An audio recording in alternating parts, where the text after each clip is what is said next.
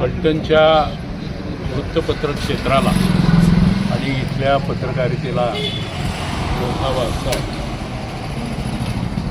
स्वर्गीय हरिभाऊ निंबाळकर असतील, स्वर्गीय दत्तोपंत देशपांडे असतील, स्वर्गीय राजाभाऊ देशपांडे असतील, बबनराव क्षीरसागर असतील, अनेक नावं घेता येतील की ज्यांच्या स्मृतिप्रित्यर्थ नुकतंच आपण एकत्र येऊन मोठ्या प्रमाणावर माळजाई उद्यानामध्ये वृक्षारोपण करून त्यांच्या स्मृती जपण्याचा प्रयत्न केलेला आहे. त्याच्या पाठीमागं उद्देश हाच होता की फलटणची जी पत्रकारिता आहे ती विस्तृत आहे, त्याला एक वेगळा वारसा आहे आणि सातत्यानं हा वारसा जतन करायचं काम या तालुक्यातल्या सगळ्याच पत्रकारांनी केलेलं आहे. खरं तर त्याच्यामध्ये कुठेही वितुष्ट येऊ नये, त्याच्यामध्ये कुठेही दुही होऊ नये, सगळ्यांनी एकसंघपणे ही पत्रकारिता जपली पाहिजे, वाढवली पाहिजे आणि त्याच्या माध्यमातून फलटणचा जो एक सांस्कृतिक, शैक्षणिक किंवा राजकीय वारसा असेल तो पुढं नेण्याचं काम निश्चितपणानं वृत्तपत्रांनी आत्तापर्यंत केलेलं आहे. इथून पुढच्या काळामध्येही तशाच पद्धतीनं ते चालू राहावं आणि फलटणची एकसंघ पत्रकारितेतील एकजूट, पत्रकारितेचा असलेला दबदबा हा अखंडित पुढं नेण्याची आवश्यकता आहे. म्हणजे महाराष्ट्राभर ज्यावेळेला प्रामुख्यानं इथं ज्यावेळेला अखिल भारतीय मराठी पत्रकार परिषदेचं अधिवेशन झालं त्या काळामध्ये फलटणच्या पत्रकारितेचा वसा आणि वारसा आपण गौरवला. त्याच्यानंतरच्या काळातही ज्या ज्या प्रसंगात आपल्याला संधी मिळाली त्यावेळेला आपण फलटणच्या पत्रकारितेचा निश्चितपणानं गौरव केलेला आहे. आणि अशा पत्रकारितेचा किंवा अशा पद्धतीनं काम करणाऱ्या या क्षेत्रातील सगळ्यांचाच जो एक एकोप आहे, त्याच्यामुळं असलेलं जे एक वलय किंवा त्या माध्यमातून असलेली प्रत्येकाची जी किंमत आहे ती कुठंतरी एकमेकांसंबंधी दुही पसरून, एकमेकांसंबंधी वितुष्ट निर्माण करून, एकमेकांसंबंधी गैरसमज पसरून ती बिघडवण्याचा प्रयत्न होता कामा नये. अशाच पद्धतीनं इथून पुढच्या काळामध्ये खरं तर ही पत्रकारिता जपायची आवश्यकता आहे. आणि म्हणून कोणाला तरी काहीतरी जरी वाटलं असलं तरी निश्चितपणानं त्याच्यामध्ये त्यांनी सुधारणा करावी आणि सगळ्यांनी एकसंघपणे पुन्हा एकदा ही पत्रकारिता अखंडितपणे आमची सगळ्यांची एकजूट कायम आहे हे दाखवून इथून पुढच्या काळामध्ये ही पत्रकारिता ज्या पद्धतीनं मी उल्लेख केला अखिल भारतीय मराठी पत्रकार परिषदेचा किंवा अन्य क्षेत्रामध्ये ज्यावेळेला आपण काम करतो त्यावेळेला इथला वसा आणि वारसा जपण्याचं काम आम्ही पिढ्यानपिढ्या केलेलं आहे. इथून पुढच्या काळामध्ये ते आम्ही करणार आहोत. खरं तर ते ह्या एकजुटीचं घोषवाक्य किंवा ते ह्या एकजुटीचं दर्शन त्याच्यातून आपल्याला घडवायचं आहे आणि त्या दृष्टीनं आपण प्रयत्न करूयात अशी अपेक्षा या निमित्तानं व्यक्त करतो. सर्वप्रथम मी या ठिकाणी काल जी काय घटना घडलेली आहे आणि एका पत्रकाराने दुसऱ्या पत्रकारांच्या बरोबर व्ह्यूची तुलना करणं ही गोष्ट बरोबर नाही आहे. या गोष्टीचा आज सर्व पत्रकारांनी निषेध नोंदवलेला आहे. आणखीन एक मला या ठिकाणी नम्रपणे सांगावं असं वाटतं की काय राजकीय पुढारी असतील किंवा सामाजिक संस्थेचे काय पदाधिकारी असतील अशी लोक भविष्यामध्ये आपल्या पत्रकार आणि पत्रकारांच्या मध्ये मतभेद किंवा वाद लावण्याची शक्यता आहे. तर कुणीही भुलून न जाता आपल्यामध्ये ही दुही दाखवणं खरं तर ही योग्य नाही आहे. आणि काल मुळातच जे घडलं ते त्यांनी स्पेसिफिक माजी खासदार साहेबांची मुलाखत 1 to 1 घेतली होती आणि ती त्यांच्या चॅनलपुरतीच मर्यादित होती. मात्र श्रीमंत संजीवराजे यांची जी मुलाखत होती सर्व चॅनलला त्यांनी खुली केली होती. तेव्हा प्रत्येक चॅनलला पडलेल्या ज्या व्ह्यूज आहेत त्या वेगवेगळ्या होत्या. महत्त्वाचं म्हणजे ती जुनी बातमी होती, 10-15 दिवसापूर्वीची बातमी होती आणि ही काय परवा झालेला आहे ही बातमी होती. त्यामुळं खरं तर आपण सर्वश्रेष्ठ आहे, पण कुणी कुणाला सर्वश्रेष्ठ मानू नये. आणि असं जर कुणाला काय वाटत असेल तर एकीचं बळ काय असतं ते आपण सर्वजण त्यांना दाखवून देऊ शकतो. धन्यवाद. माजी आमदार कॉम्रेड हरिभाऊ निंबाळकर यांनी फलटणच्या पत्रकारितेचा पाया घातलेला आहे.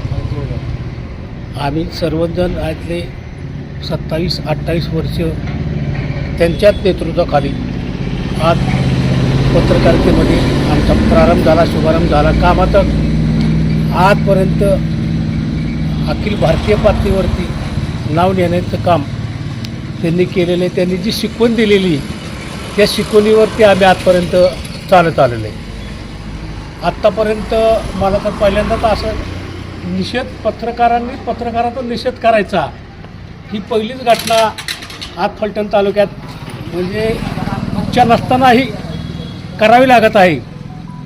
त्याला म्हणजे एकच गोष्ट झालेली नाही, अशा अनेक गोष्टी त्या महाशयाच्या बाबतीत झालेल्या आहेत आणि सर्वांच्या बाबतीत झालेल्या आहेत. असं खरं नाही झालं पाहिजे.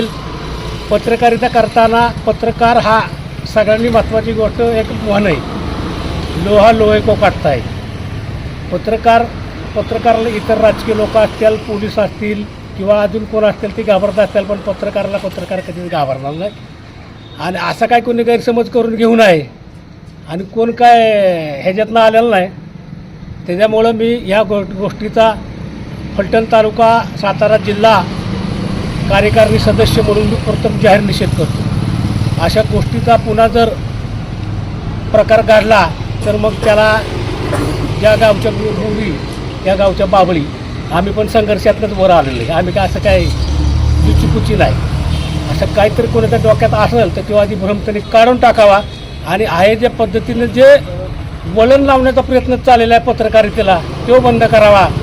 आणि माझ्या सर्व पत्रकार मित्रांना माझे आव्हान आहे की सरळ मी सांगतो, त्याला जर पत्रकार परिषदेला कोणी बोलत असतं तर कुणी आपण त्या पत्रकार परिषदेला किंवा कुणी त्याच्या कार्यक्रमाला जायचं नाही, तरच या कुठेतरी ह्या गोष्टीचं वाचा पटेल. एवढं बोलून मी माझे 2 शब्द संपवतो. काल फलटण तालुक्यातील एका पत्रकाराने इतरांची तुलना करताना स्वतःची पाठ थोपटून घेण्याचा प्रयत्न केला. यामध्ये त्यांनी ज्यांची मुलाखत घेतली एकट्याने मुलाखत घेतली आणि इतर ठिकाणी दुसऱ्या पत्रकारांनी ज्या बातम्या लावल्या होत्या नेत्यांची त्यामध्ये अनेकांनी तो व्हिडिओ लावला होता आणि यामुळे त्या ठिकाणी TRP राहण्याचा प्रश्नच राहिला नव्हता. अशा प्रसंगी इतर चॅनलची बदनामी करून स्वतःची पाठ थोपटून घेण्याचा प्रयत्न दैनिक स्थैर्याचे संपादक प्रसन्न रुद्रभट्टे यांनी केली आणि त्या ठिकाणी दुसऱ्यांना कमी लेखण्याचा प्रयत्न केला. या घटनेचा मी सर्वात पहिल्यांदा निषेध व्यक्त करतो.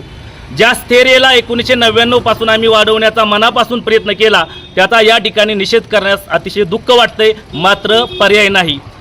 प्रसन्न रुद्रभट्टे यांना या घटनेनंतर आम्ही माफी मागण्याची विनंती केली, मात्र त्यांनी माफी मागण्यास नकार दिला. म्हणून आज या ठिकाणी सर्व पत्रकार या ठिकाणी जमले आहेत. पुन्हा एकदा सर्वांच्या वतीनं आणि मी स्वतः या ठिकाणी नमस्ते फलटणच्या वतीनं जाहीर निषेध व्यक्त करतो आणि भविष्य काळामध्ये प्रसन्न रुद्रभट्टे ज्या ठिकाणी बातमीदारी करणार असेल, ज्या ठिकाणी पत्रकार परिषद जाणार असेल, या ठिकाणी सर्वांनी निर्णय घेतला आहे की त्या ठिकाणी कुणीही थांबायचं नाही, तिथून तात्काळ निघून जायचं असं या ठिकाणी ठरवण्यात आलेलं आहे. पुन्हा एकदा या ठिकाणी या घटनेचा निषेध करून आगामी काळामध्ये प्रसन्न रुद्रभट्टे यांनी यामध्ये सुधारणा नाही केली तर त्यांच्यावरती सर्व ग्रुपमधून मी विनंती करणार आहे त्यांना तात्काळ सर्व ग्रुपमधने काढून टाकावं. ज्या पत्रकार संघटनेच्या आमचे सर्व ग्रुप आहेत यामधून काढून टाकावं आणि सर्वांनी पुन्हा एकदा या ठिकाणी जाहीर निषेध करतो. थांबतो.